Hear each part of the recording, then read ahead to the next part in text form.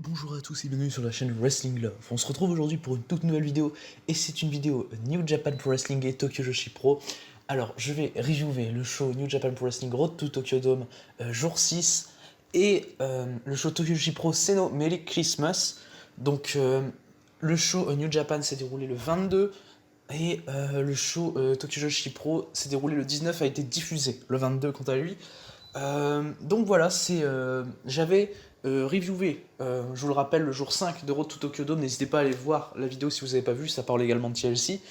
Mais du coup, là maintenant, on va passer au jour 6 et on va commencer directement avec l'opener Bad Luck Fale et Chase Owens qui étaient déjà ensemble dans la World Tag League. Pardon. Je parlais d'une bonne Tag League, donc non, je vais parler de New Japan. Donc Bad Luck Fale et Chase Owens qui étaient ensemble dans la Tag League ont battu Tomoaki Honma et Toru Yano en 7 minutes.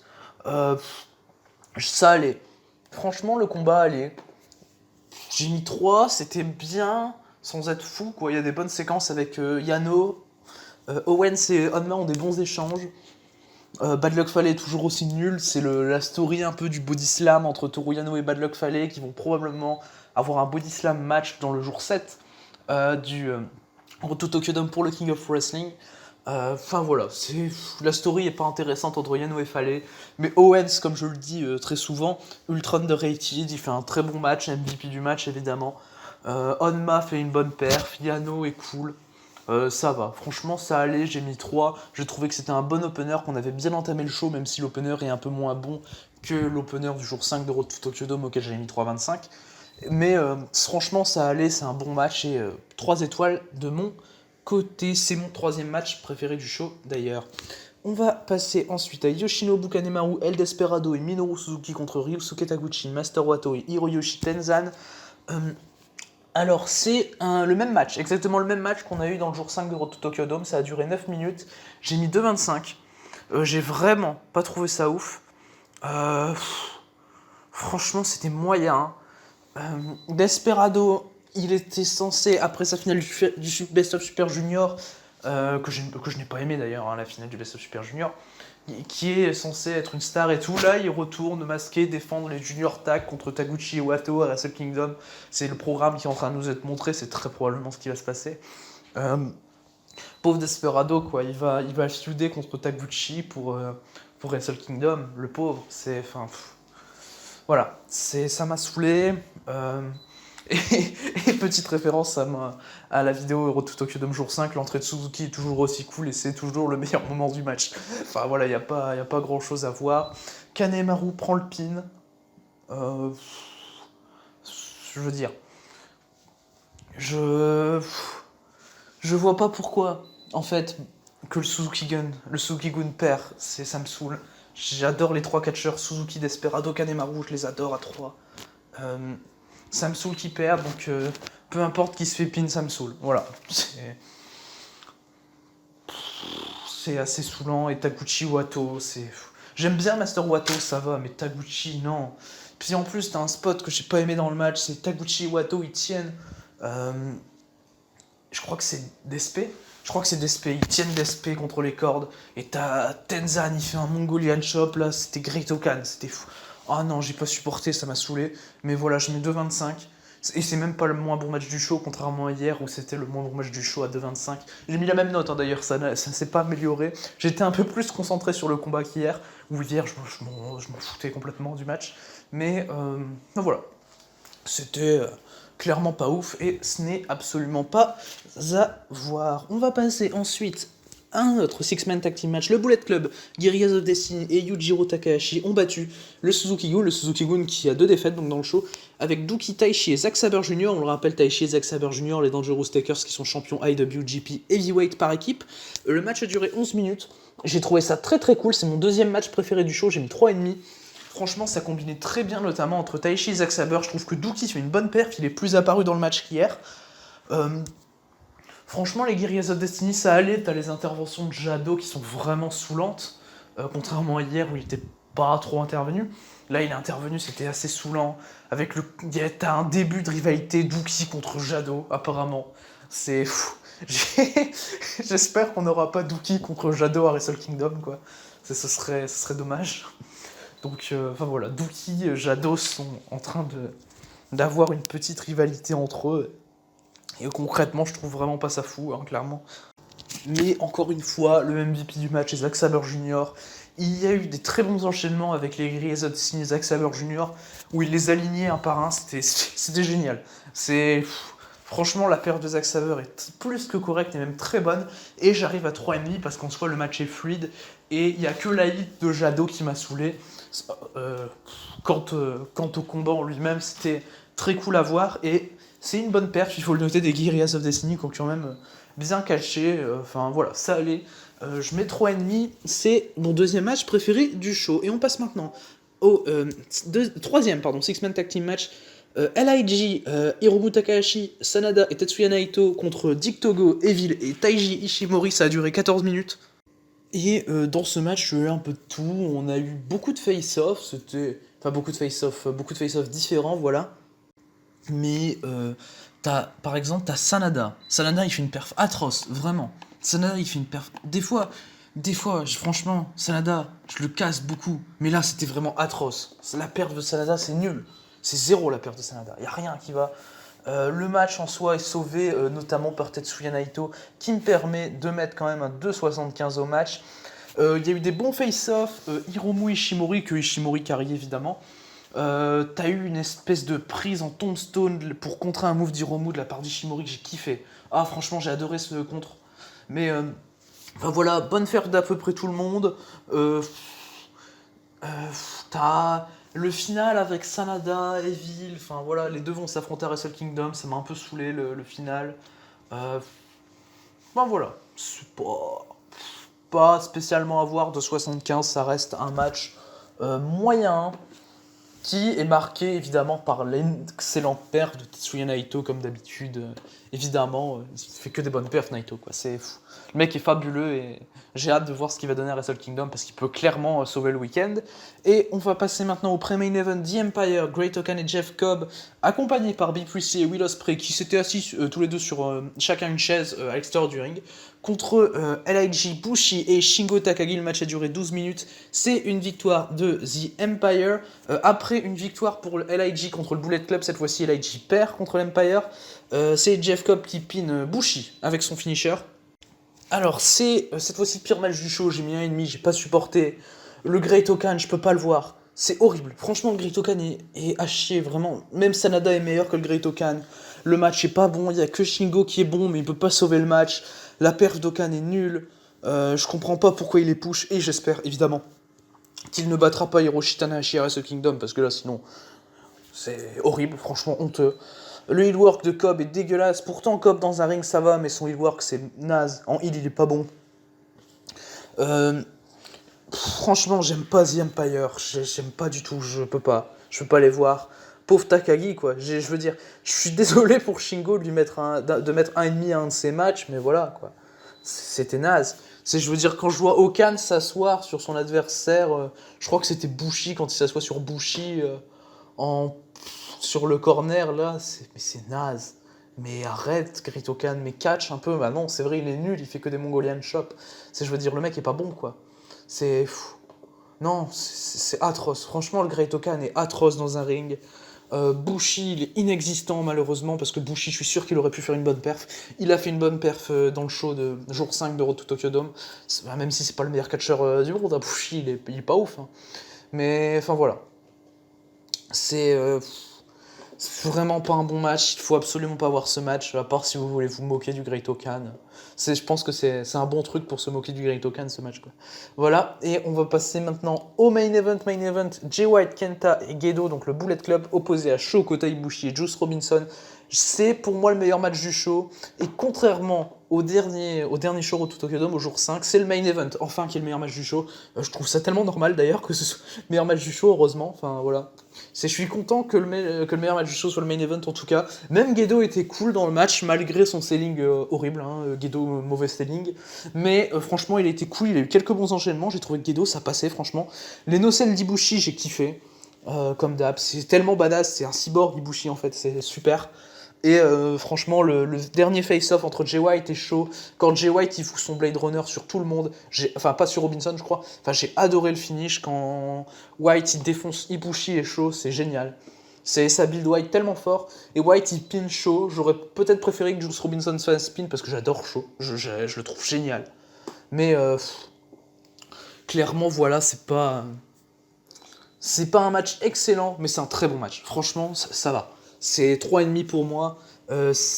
Meilleur match du show. S'il y a un match à voir dans le show, c'est clairement celui-là.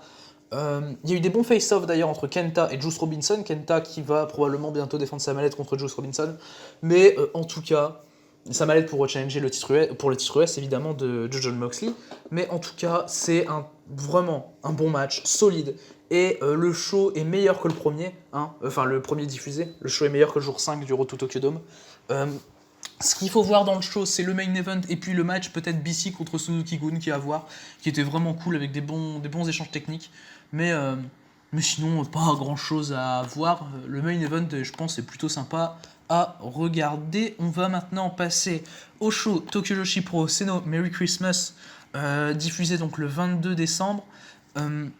C'est un show qui a été tourné, donc comme j'ai dit tout à l'heure, le 19 décembre. Et il y avait beaucoup de singles match. Il y a un six-man et un tag team match. Personnellement, j'étais bien hype par le show. Franchement, c'est la fin des shows for the tour Wrestling of My Mind. Voilà, on est vraiment sur la fin du build-up de Tokyo Joshi Pro 21. Et c'est un show de toute façon qui me hype beaucoup, alors les shows de construction me hype tout naturellement. On va donc commencer sans plus attendre avec l'opener. Et l'opener était Suzume contre Senna-Shiori, ça a duré 8 minutes. J'ai trouvé ça bien cool, j'ai mis 2,75 personnellement. Franchement, je trouvais qu'il y avait de la bonne action, ça allait. C'est le moins bon match du show et je suis à 2,75 pour un show qui a quand même 8 matchs. C'est bien, mais franchement, c'est pas à voir, c'est un bon opener TJP.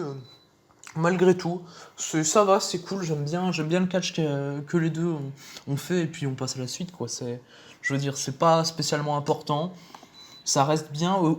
Évidemment, Suzume gagne, c'est logique, c'est la Shiori, c'est encore une rookie, je veux dire, voilà, ça va. Donc voilà, Tena Shiori, elle a débuté, il me semble, à Tokyo Joshi Pro 20, si je dis pas de bêtises, mais voilà, donc c'est bientôt l'année de carrière pour Tena Shiori. Mais voilà, en tout cas, victoire de Suzume, random, rien à dire de plus. On passe maintenant à Nodoka Tenma contre Haruna Neko, ça a duré 6 minutes, j'ai mis 3. J'ai trouvé ça fluide malgré tout. Franchement, bonne perf des deux, surtout d'Haruna Neko que j'aime bien. Bon face-off au début, bonne fin. Victoire de Nodoka Tenma, logique pour builder elle est championne par équipe avec Yuki Aino. Pour la builder, c'est logique, voilà, 6 minutes de bon catch. Il y a notamment un petit spot que j'ai adoré, c'est avec un tombé spécial d'Haruna Neko que j'ai trouvé bien fluide en tout cas. Mais voilà, c'était cool, 6 minutes, je mets 3 et on passe à la suite. Voilà, c'est pas spécialement la chose la plus intéressante. On passe maintenant à Shoko Nakajima contre Mirai Mayumi. J'ai mis 3,5. J'ai trouvé ça super. C'est mon deuxième match préféré du show. J'ai adoré chaque seconde des 8 minutes qu'on a eu. Victoire de Shoko Nakajima, évidemment, c'est logique. Franchement, très fluide, très cool à voir. C'est deux des meilleurs catchers in ring de Tokyo Joshi Pro qui s'affrontaient. Donc, franchement, je suis pas déçu. Ça ne pouvait être que bien et ça a été vraiment très bien. Bons échanges. J'ai bien aimé, il me semble que quand Shoko fait son 619, j'avais bien aimé le spot, comment le spot avait été amené surtout. Enfin voilà, bon match et clairement deuxième meilleur match du show que je conseille bien, c'était bien cool. Et d'ailleurs, c'était meilleur que le meilleur match de chez New Japan. Voilà. Mais du coup, on va passer ensuite à un six-woman tag team match. Les Up Girls, Hikaru Amiyu Watanabe et Raku ont battu Hyper Misao Mizuki et Moka Miyamoto en 10 minutes. Résultat logique, bonne séquence avec Mizuki. Hyper Misao m'a fait rire, elle est un peu en gimmick pour Noël, voilà, ça va. Hyper Misao, elle est super, j'adore. Raku, quand elle a fait son sleeping, je crois que c'était sur Mizuki. Ouais, je sais plus, mais quand elle a fait son sleeping pour faire le tombé, j'avais adoré, j'adore Raku. Je la trouve super dans son personnage, dans ce qu'elle fait, j'adore. Et voilà, franchement, son sleeping m'a fait popper. Et c'est ce qui me fait mettre 3 au match. Sinon, j'avais 2,75 et le sleeping me fait mettre 3, le sleeping de Raku. Mais en tout cas, c'était cool à voir, franchement sympa. Moka Miyamoto, c'est une rookie, mais elle est vraiment cool, franchement, ça va. Enfin voilà.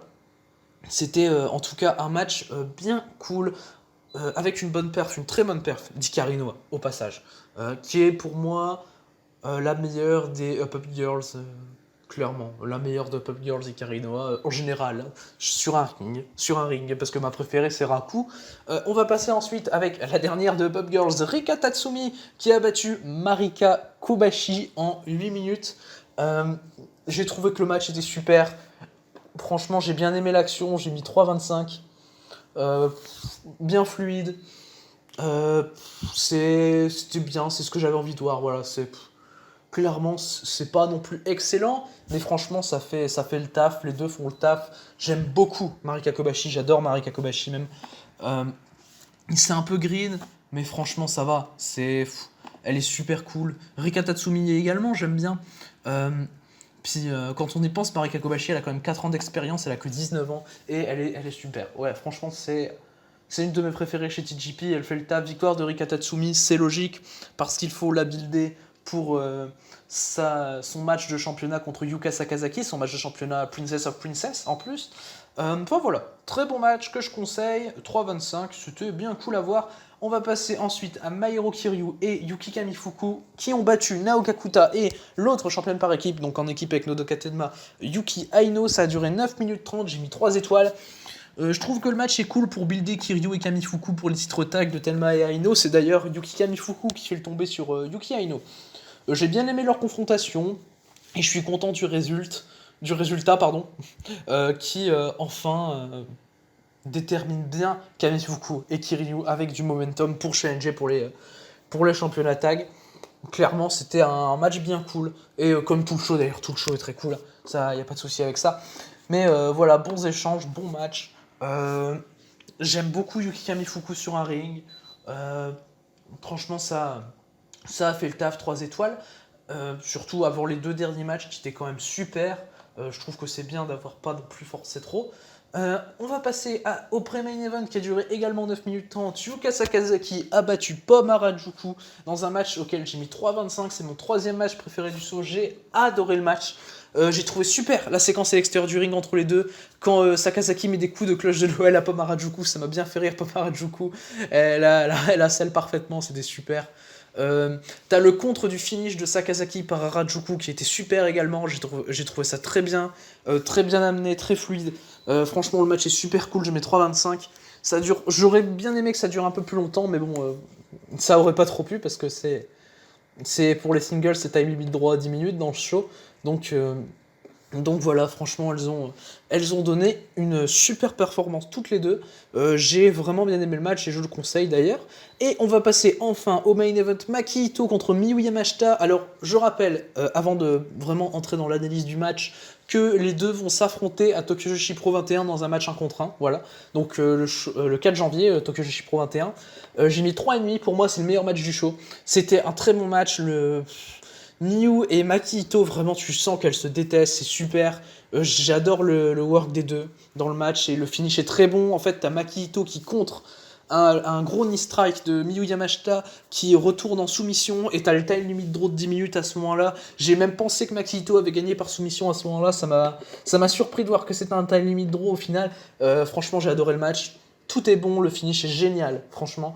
Et le main event est le meilleur match du show, c'est logique. Et c'est une très bonne preview de ce qu'on peut avoir à Tokyo Joshi Pro. Je pense qu'on aura un très bon match entre les deux à Tokyo Joshi Pro 21. Enfin voilà, excellent match. Le match clairement que je conseille du show. Un show qui est en général, comme tous les shows TGP, très solide, sans match incroyable, mais vraiment très solide.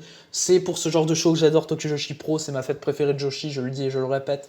C'est une fête que j'adore et qui me tient beaucoup à cœur. Et là, ils font encore un super show.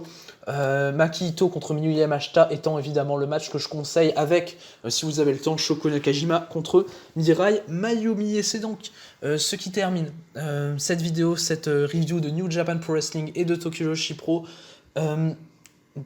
D'ici les prochaines vidéos, que ce soit sur New Japan, Tokyo Joshi Pro ou d'autres fédés, je vous dis à la prochaine.